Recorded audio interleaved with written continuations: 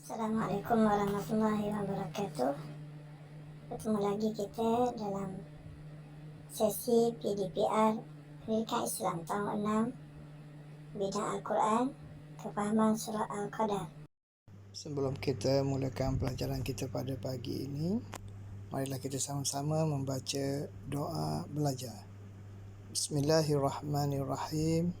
Allahumma aftah alaina hikmataka wanshur alaina min khazaini rahmatika ya arhamar rahimin. Amin.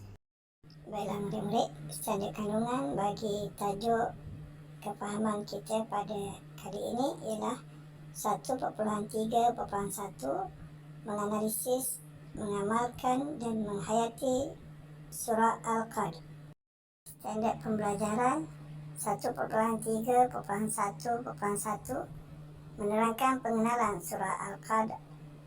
1.3.1.2 menghuraikan erti ayat daripada surah Al-Qadr.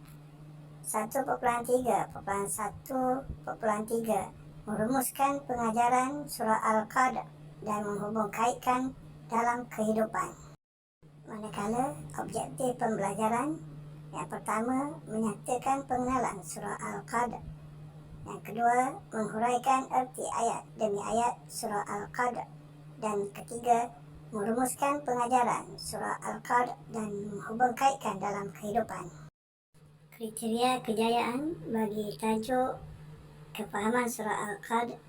Pada akhir pembelajaran, murid dapat: pertama, menerangkan pengenalan surah Al-Qadr dengan menyatakan bilangan ayat, kedudukan surah serta tempat diturunkan. Kedua, menyinaraikan 3 keistimewaan surah Al-Qadr. Dan yang ketiga, menyatakan 3 pengajaran daripada surah Al-Qadr. Pengenalan surah Al-Qadr. Surah ini mengandungi 5 ayat, merupakan surah ke-97 di dalam Al-Quran. Surah ini diturunkan di Mekah, dinamakan Al-Qadr kerana kandungannya membicarakan tentang kehebatan dan kemuliaan malam Lailatul Qadar. Para malaikat dan Jibril turun dengan membawa cahaya keberkatan dan kebajikan kepada hamba Allah yang mukmin dan saleh. Intisari surah Al-Qadr. Keistimewaan surah Al-Qadr. Pertama, Allah menurunkan Al-Quran pada kali pertama pada malam Al-Qadr. Kedua, Allah menyuruh manusia menghayati kebesaran malam Al-Qadr. Tiga, pahala amal ibadah pada malam Al-Qadr lebih baik daripada 1000 bulan.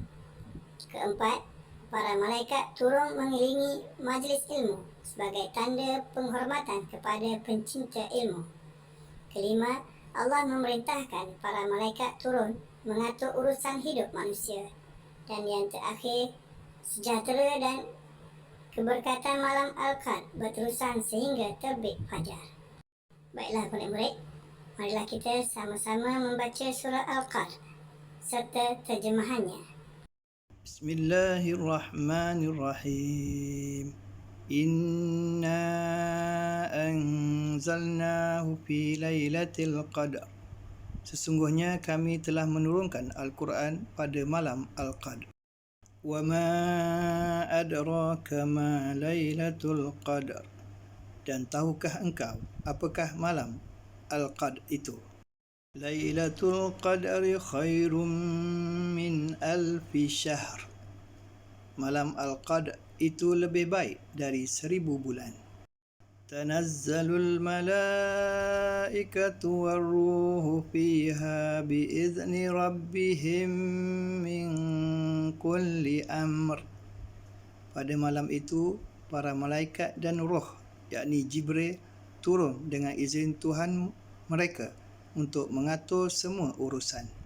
Salamun hiya hatta matla'il fajr. Sejahteralah malam itu sehingga terbit fajar. Murid-murid, kelebihan malam Al-Qadr telah dinyatakan dalam hadis Rasulullah SAW yang telah diriwayatkan oleh Imam Bukhari, yang bermaksud Lailatul Qadar berlaku pada 10 malam terakhir. Sesiapa yang memakmurkan malamnya dengan penuh kesungguhan, maka Allah akan mengampunkan segala dosanya yang lepas dan yang akan datang. Seterusnya, pengajaran daripada surah Al-Qadr. Pertama, gandakan ibadah pada bulan Ramadan, terutama pada 10 malam terakhir. Kedua, Allah merahsiakan kedatangan malam ini supaya manusia sentiasa beribadah dengan istiqamah. Ketiga, ibadah sunat pada bulan Ramadan harus diteruskan pada bulan-bulan berikutnya. Keempat, amalan menghayati isi kandungan Al-Quran akan meningkatkan ketakwaan. Dan yang kelima, sentiasa muhasabah diri agar amal ibadah dapat dipertingkatkan. Setakat ini saja pembelajaran kita pada hari ini. Semoga kita bertemu lagi pada sesi PDPR yang akan datang. Terima kasih dan selamat belajar. Assalamualaikum warahmatullahi wabarakatuh.